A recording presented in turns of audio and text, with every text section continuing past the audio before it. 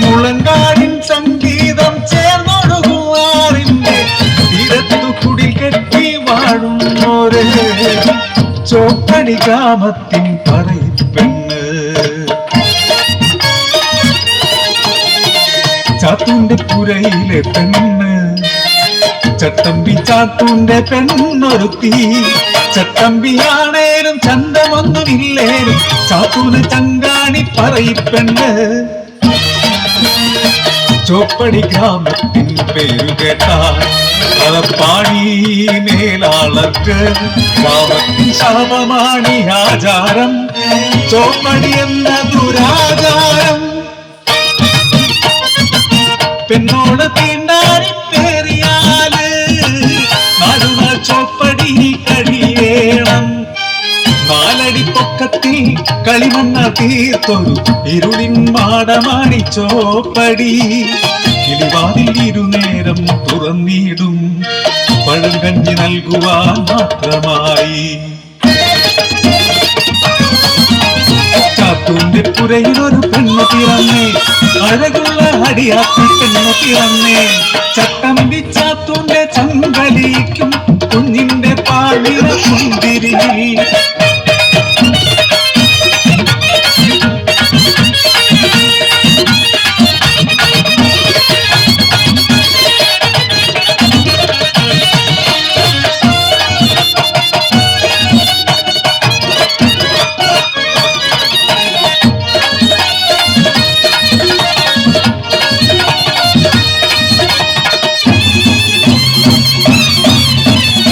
കാലങ്ങൾ കഴിഞ്ഞു വളർന്നു തികഞ്ഞപ്പോ കുഞ്ഞവളറിയിച്ചു പെണ്ണാണെന്ന് പറയുതം നടുമീ ചോപ്പടിയിൽ കഴിയേണ്ട രാവായല്ലോ എന്റെയാലൂട്ടിയാലേ ഉണ്ണാറുള്ളൂ എൻ പാട്ടു കേട്ടാലേ ഉറങ്ങാറുള്ളൂ ആ കുഞ്ഞിനെ ചോപ്പടിയിൽ അടയ്ക്കാനോ ആചാരമാണിതു ധിക്കാരം പാടില്ല മേലാളറിഞ്ഞാൽ തല കൊയ്തിടും അമ്മ തൻ മനസ്സോ തേടിക്കരഞ്ഞു കുഞ്ഞി മാനസം തേടി പൂണ്ടു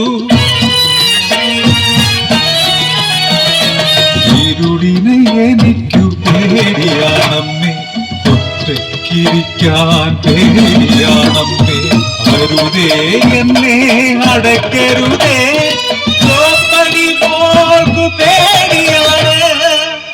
മനസ്സില്ല മനസ്സോടെ ചാത്തുവും ഒഴുകുന്ന നിറകണ്ണാൽ പറയിപ്പെണ്ണും നാട്ടാചാരം നടത്താനായി കുഞ്ഞിനെ ചോപ്പടി അടച്ചിടുന്നു നാളുകൾ രണ്ടു കഴിഞ്ഞു മൂന്നാം രാവും കഴിഞ്ഞു മലമാളിൽ കിലുകിലക്കിലുന്നു പാദസരം പണിതു കാത്തിരുന്നു അഞ്ചാമ ചോപ്പടി തുറന്നാൽ പെണ്ണിന് മഞ്ഞള നീരാട്ടം പിന്നെ ഉത്സവമാണ് മാടത്തില് ആഘോഷം നടത്താൻ ചാത്തും കൂട്ടരും ആളുന്ന കണലിനു ചുറ്റുമിരുന്ന് മദ്യലഹരി മതി മറന്നു ചോപ്പടിക്കു ചാരയെന്ന് കനൽ കെട്ടു പുക ഉയർന്നു മാടത്തിനുള്ളിൽ പുകമിഴഞ്ഞ് ശ്വാസം കിട്ടാതെ കുട്ടിപ്പെണ്ണ് മരിച്ചുവല്ലോ പറയിപ്പെണ്ണിൻ